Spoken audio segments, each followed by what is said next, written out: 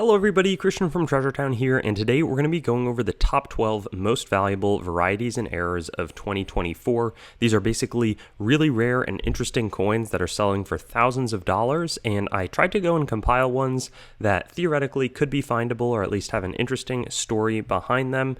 And there is a great variety within here. So a variety is a die variety, an error is sort of during the striking process, and I'll explain all of that as we get into the top 12, and I'm not going to try to have this take way too long. Basically, the first coin is a Morgan dollar. It's circulated. It's struck 5% off center, so it's only a little bit off center, and it sold for $5,160. And so I'm probably wondering, how does the value get so high on this? Well, basically, it's a really large planchet coin. Off-center coins, a planchet which has not been struck yet, just the blank metal, comes between two dies that hammer into it, and sometimes the metal planchet doesn't get all the way in the retaining collars. It doesn't get where it's supposed to be struck, and so it's kind of not receiving a direct strike. And so in this example, you have that off center. A few of I guess there's a tiny bit of metal off the coin, and older coins are much more valuable. So you can get like an off center US penny, probably in the $10 to $20 range, if it's not like really nice and it's pretty modern. Though they did crack down on off center coins a lot and errors in general starting in 2001 or so. But anything this old is going to have a lot of value. So it's a good reminder to look for things in your collection. This is more of a pocket change find. This one's circulated as well, but it's a 1965 dime, except it looks a little bit different. And what's going on with it is that it was struck on a 90% silver planchet. Basically, coins dated 1964 and back that are dimes, half dollars, or quarters are going to be 90% silver because that's what we struck our coins out of. But they were backdating coins, so when they struck coins that say 1965 on them, they were probably making it during 65, but more likely 66 or 67. And in 66, they were still straight backdating silver coins because they were using up all the silver after they had switched to like a copper nickel basing so that they could forget about spending lots of money to buy valuable silver. They could just put copper and nickel in their coins. And so it's likely that one of the silver planchets, again, we talked about these like little blank, circles of, what's it called? A sphere? It's like a flat sphere. I mean, it's a circular metal blank and it gets in the bucket of all of the clad blanks, and then it receives a strike. And so that's what it looks like. 90% silver, you can tell because it's going to have a silver rim. There's not going to be any brown on the rim of the coin, and it's going to weigh right, and it sold for $12,600 earlier after circulating. If you get one in better condition, it could be even more valuable. This next one is very rare because of the year that it was struck. So again, things going on with the planchets. This time a clad planchet made its way and found its way in between the dies of a presidential dollar. They were striking one for each of the dead presidents, and in this case, Monroe got struck onto that clad dime planchet. So you can see there should be a lot more lettering or on this end, but we don't see any of it. It's not that somebody kind of took a knife to a metal planchet and cut it down, and it sold for $20,400 because by 2008, again, quality control at the mints have gotten a lot better, so it's unclear how this coin even got out of the mint. And yeah, you could spend it for $1 or sell it for $20,000. Number 9 is going to be this 2005 Sacagawea dollar. Similar situation. It's struck on a nickel planchet though, and I've never seen something this interesting from the Sacagawea off-center or like off-denomination planchet. Very, very sharp strike. And again, it's later. It's 2005. So 2000, there's a lot. In 1999, some interesting Susan B. Anthony stuff going on. But in this case, it's fantastically struck and a very interesting coin, error coin. Here, we've got another one that no way you're going to find this in change, but it's an interesting story. Sold for $26,400. It's a proof coin. So anytime you have a proof error, those are going to be more valuable. We'll come back to that in a little bit. But basically, they're specially prepared for collectors. And somehow, a proof Eisenhower dollar was the planchet that got struck here. But the interesting thing is there's probably a lot of like mint interference in the 1970s because the mint workers could strike, there's maybe a little less supervision at San Francisco, strike error coins. There was some examples where they were like a 1970 quarter struck on a 1907 or something Canadian quarter. All these like crazy different things that got produced. And so this was a recently sold one that's been maintained in great condition. And it also is like almost a dish because the planchet, it's a ton of force, so it strikes into the coin, but it's a little bit off center as well. And so the rest of the Eisenhower dollar is going to like buckle up as it accommodates the strike. And then you can see this interesting kind of metal flow out of the edges of the coin. So it's fascinating, especially actually in that T and the outer lettering. Number 7 is a struck on an aluminum planchet penny. Very rare because there were some experimental ones in 1974 that are totally illegal to own, but really anything that gets struck with a nice look on an aluminum planchet gets a lot of interest, and it's unclear how this was got to the public, but it would not have been, it could have either been a foreign planchet or a test planchet because again, 1974, we were like, okay, copper costs a lot of money to be striking our pennies out of. Could we switch to an aluminum situation? And so I guess the question is, is this a foreign planchet or is it a U.S. kind of test piece? And I think you will get it confiscated if you actually have a 1974 U.S. struck aluminum planchet. I do know that there's been 1974 foreign Filipino, because we strike a lot of coins for other countries and we can make money doing that, 1 centimo. That's like their cent equivalent in the Philippines. Those are struck out of aluminum, and once that got struck by a 1974 die, and so that's a very valuable error that is legal to own. Number 6, I just want to kind of highlight how expensive some of the errors on gold can get. This is a 1904 double eagle, so that's a $20 gold coin. It's about 1 ounce. We used to have in America, it was a gold standard, $20.67 was 1 ounce of gold. So this was like 98% or 90, whatever, very close to 1 ounce of gold. But it was struck. Remember how we had that off-center Morgan dollar earlier? This is what's called a Broadstruck error, which basically there's these retaining colors that are supposed to hold the planchet in place. Somehow those were not activated very well when this coin was struck. And so Broadstruck, unlike a off-center coin, is when it is struck and the planchet has expanded pretty significantly to the kind of bottom of this coin. However, there's no like parts of the design that are actually off center. So it's even more minor than an off center error, and it still went for $60,000. Pretty good condition, but still, wow, that's a pretty insane error.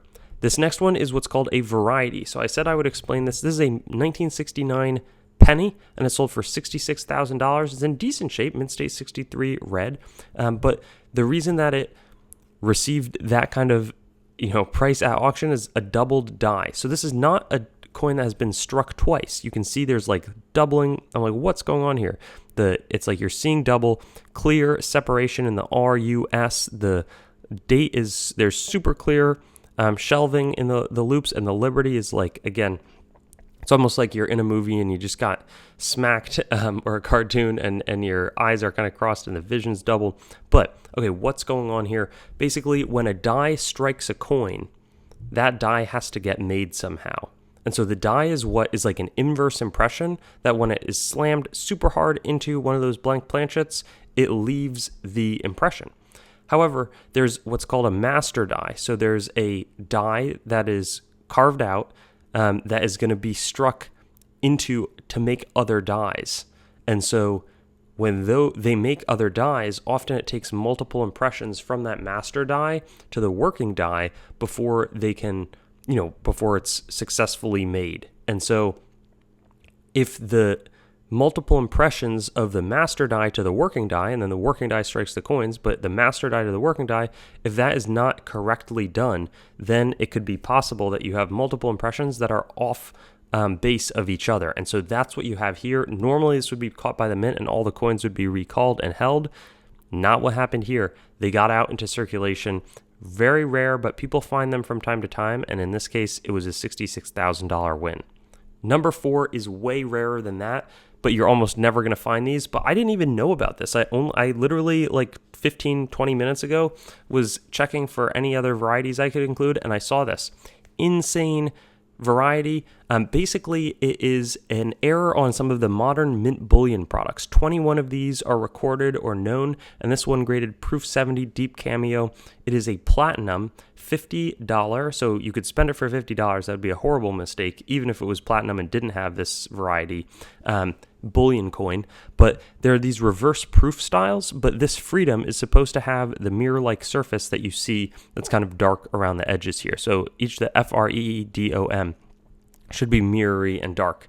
And so this sold for $78,000, which is insane. They were discovered. It's a great reason that if you get mint products, always check them. I know, we've talked to him, Spencer, West Coast Varieties. He has some insane finds from proof sets. Again, those specially prepared coins that I was chatting about earlier. Who knew that they could sell for $78K? Not me until today's video. Here we've got a classic error, one sold earlier this year. It's a Mule coin. So basically this Sacagawea, I mentioned we had the 2005 earlier. 2000, there were a lot more of them produced. However, somehow, we have those dies that I was talking about. They strike the coins. We had an obverse die of $1 and a reverse die of a South Carolina state quarter. And so these, the South Carolina state quarter was like the outlier here. They somehow got that die striking on the reverse of these coins. I think sub 20 have been released into circulation, but they're all very valuable. Some have sold for over $100,000. This one's not in quite as nice shape, mint state 64, but still commands a really strong premium. And people found these, just in their circulation and bankrolls. So that's a coin I'm always got my eyes peeled out for. 2001D, same situation in terms of what's called a Mule coin, but this time it's an obverse of the Lincoln cent and a reverse of a Roosevelt dime. I think at this stage about 5 of these have sold. I've handled one of them at Heritage Auctions when I worked there, and yeah, this sold for $114,000. Incredible coin, but there's been multiple of them that have been released, so it's a little unclear. Are there a bunch more on the market? Is somebody trickling one at a time? I have no inside information, by the way, on this, but that was just like a speculation that I had when I saw these coins, slowly coming up, because it was like, oh, one of them sold. Oh, we have a bunch more. Last one, kind of the reason I'm even making this video, sold for over $500,000, is a 1975 Roosevelt dime. It's proof, but it does not have the S mint mark. This is one of 2 coins, and so this has some incredible provenance, which means we can track how the coin, was discovered. But it's, again, a great reminder to be always looking, just like that 2007 bullion coin, at what's going on. And so basically, the dies that strike coins used to get all made in Philadelphia. Then they would be sent to the different mints. And if it wasn't Philadelphia for a dime, they would strike a mint mark. They would put a mint mark on the die, so like D, or in this case S, because this was a San Francisco mint coin, which was the place that was producing these, proof collector coins. But somehow there's different proof no S. There's like 1968, 1970, and 1983 for the dimes. And those can easily be worth hundreds, if not thousands of dollars, depending on the condition. But 1975, there's only 2 of these known. So it's shrouded in mystery. And it was a collector in California who had found 2 of these coins in proof sets. So he bought them from the mint. It wasn't, as far as we know, somebody that just like struck the coins and slipped them in their back pocket on their way out. And they didn't have the S mint mark. The dimes didn't have the S mint mark. And apparently he sold it to Fred Vollmer, a famous coin dealer, a few years later in 1978. And then that coin dealer sold to a woman named Ruth and did not publicize ownership of that coin.